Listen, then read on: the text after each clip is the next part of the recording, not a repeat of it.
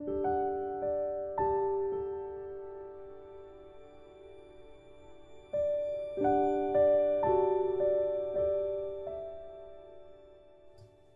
everyone, Grey Power 60 here. So today is Tea With Me Tuesday, and I wanted to show you some of the teapots that my mom had up on her cupboard in the other house.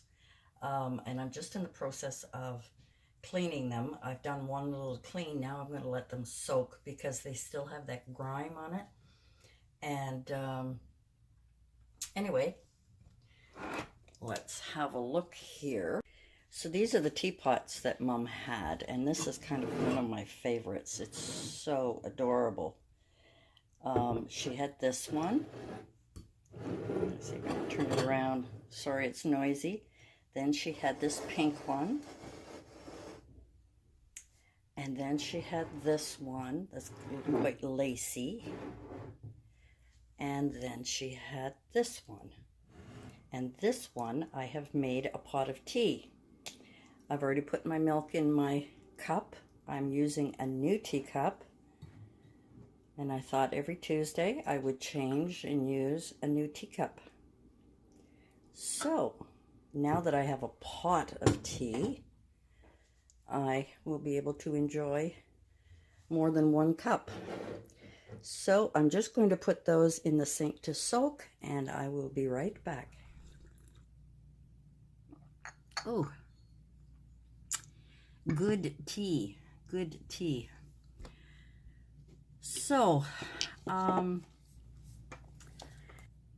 thought I would talk about something that I was thinking of doing, and then I changed my mind because I've been doing too many videos and my weekends are full. So, I was going to do a Finding My Sunday Spirit series. I was going to do that. And what I wanted to talk about was positivity and gratitude and spirituality and inner peace and all of the things that I needed to do to heal my bruised spirit. And then I thought, I don't know if it's something that would be worthy of me doing every week. And then I was thinking about things like, the reality TV show. I don't watch a lot of TV. If I do, it's either going to be old, happy shows like Three's Company and Rhoda and Mary Tyler Moore, or, something that is happy. I want to see happy family stuff. And I just find that the stuff that's on TV, I'm just not interested in. I like watching History Channel. I like watching documentaries, things like that. And on YouTube, I used to love watching TED Talks. A lot of the motivational talks that they have are so informative, and amazing people that have overcome horrific things and have blossomed, and that's what I love to do, and that's what I love to surround myself with, is those things. And basically, until Mom came to live with me, that's what I used to do. I used to work at the bingo hall for the charities, selling cards and things, and talking to the people. And there was a lot of elderly people there that became very close. We became very close. Well, a lot of all ages, to be honest with you, but there were a few very grumpy, very stern looking, like they've had a hard life. The kind of people that have they've got, the like I do, which is probably from being mad at my kids growing up. But anyway, but sometimes it's amazing how just spending a little time with them blossomed. They smiled, and there was one lady, everybody that I worked with did not want to talk to her or deal with her. They did. They were polite, curt, almost, but not, or firm, maybe I should say, but not mean. They tried very hard. But she knew they didn't like her. And I think she almost fed on that because she used to irritate them on purpose. And I knew this before I started working because I used to go to bingo with Mom. Used to take her out a lot. And when I started working with the charities and started working at the hall, and I had known this woman, and she had, let's say, a hard haircut, a tough haircut, like chopped, and I hate to use any specific wording, but masculine chopped, but not even, and she was, I'm going to try and guess at her age, in her 70s, late 70s. I'm going to guess. And I always smiled at everybody. When I started working, I enjoyed it. And, the girls would say, Donna, could you go over and sell cards to her? I can't deal with her today or something. No matter how she spoke to me, I always smiled at her and said, sure, honey, anything you want, no problem. What can I do for you? What can I get for you? It wasn't yes, because that's what the girls would do, because they were just so tired of her bitching at them all the time.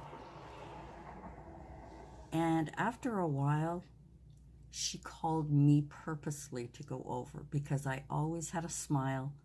Sometimes I would touch her hand and I would say, you're going to win today, because she would bitch. I'm not winning, da, da, da, da, da, And I'd hold her and I'd say, today you're going to win, okay? And then she said, what do you got, like, can you, fix it or something, like people talk anyway. And I said, no, but if I do a prayer for you, maybe you'll win. So, and one night that happened, she did win. And it's been a few years since I've worked because I have to be with Mom. Mom doesn't like to be alone, and she now gets mixed up playing, so I can't leave her to play by herself. So, although, you know what, if she just bought a little bit of cards, it wouldn't matter, but she spends a lot, so, anyway, I stopped working. But even to this day, she always has a smile for me, and sometimes she'll put her hand on my shoulder, and she's, she knows that I'm looking after Mom, and she always says, you're a good daughter, out of the blue, things like that, but all she wanted was somebody positive, somebody to care, somebody not to put up with her baloney. And I always asked her, how are you? How you doing today? At first when I did that, she would say, oh, just sell me my cards and da-da-da-da-da-da. After a while, I was after her and after her and after her, and finally she just blossomed. And then she started being nice to the other girls.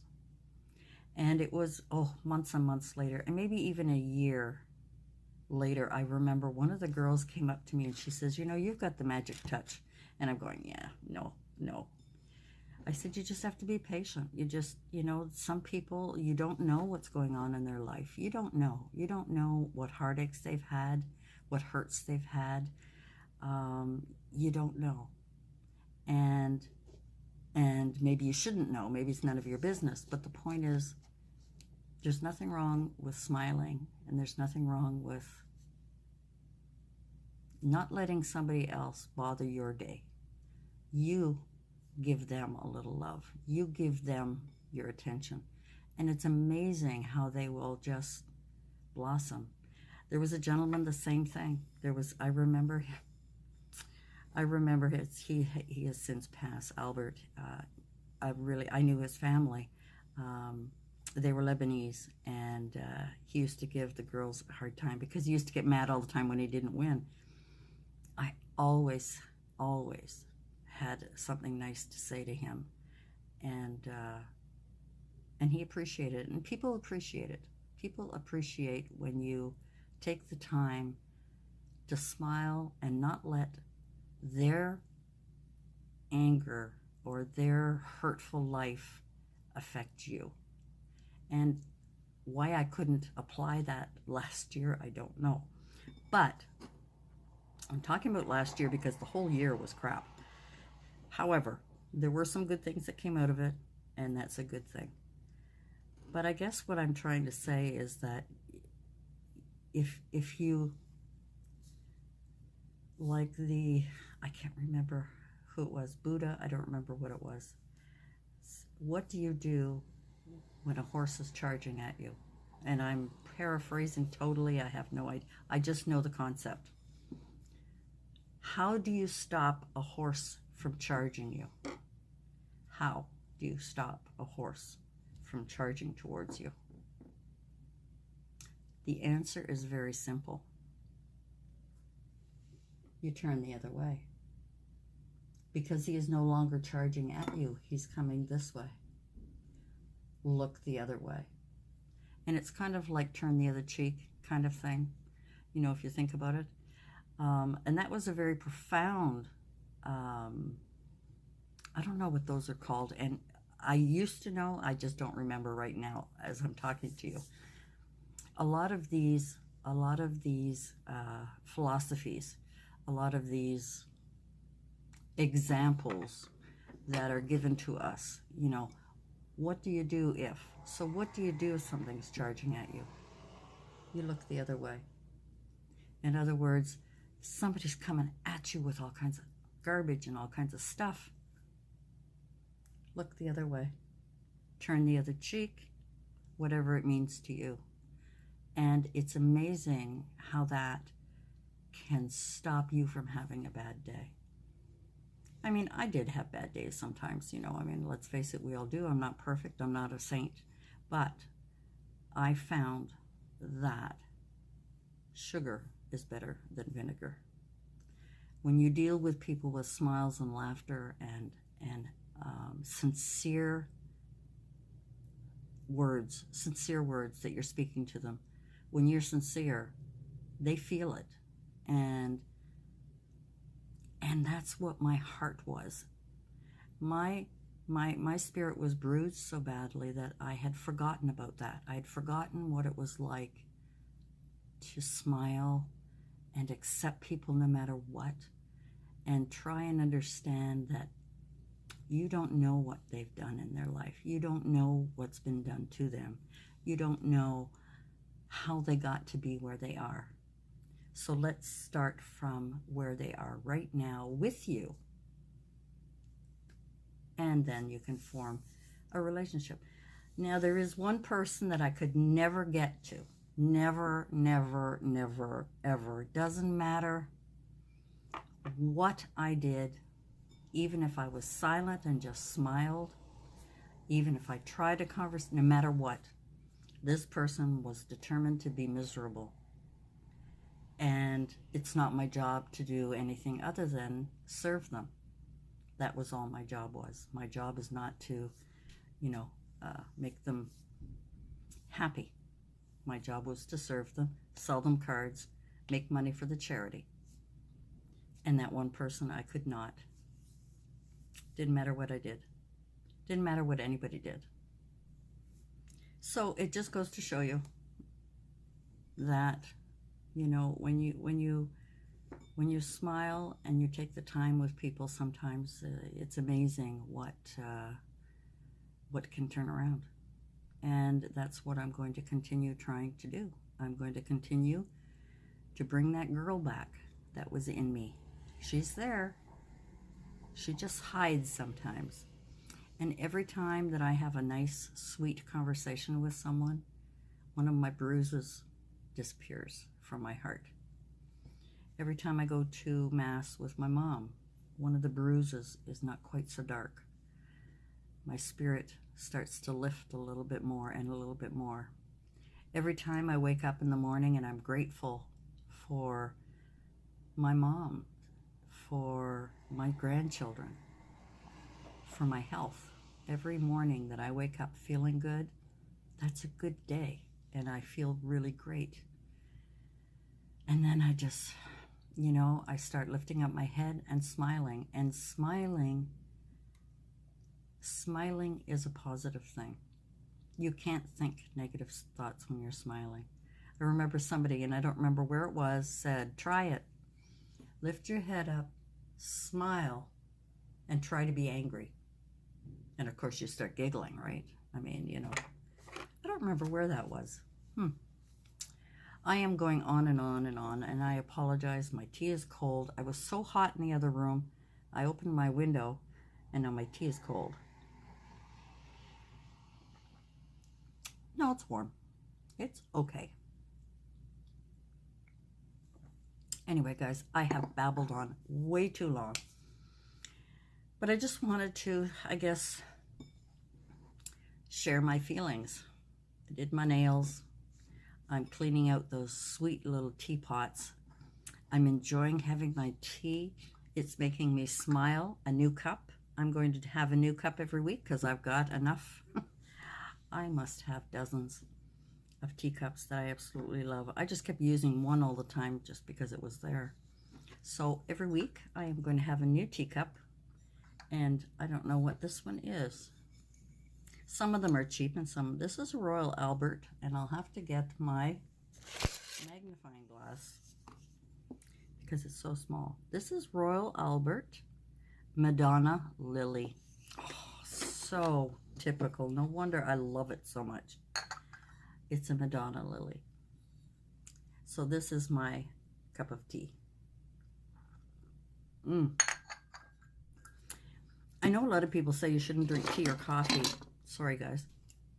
I'm just tidying up as I'm chatting. You shouldn't drink coffee or tea at night before you go to bed because of the caffeine, because of whatever. And to be honest with you, I love having a nice, warm, maybe hot cup of tea at night before I go to bed. I just like it. I find it calming. I find it soothing. But I don't go to sleep like right after. I don't drink my tea and then go to bed. I do things and then, whatever. I do babble on, and I apologize. Anyway, guys, thanks for joining me, and we'll see you again soon. Bye for now.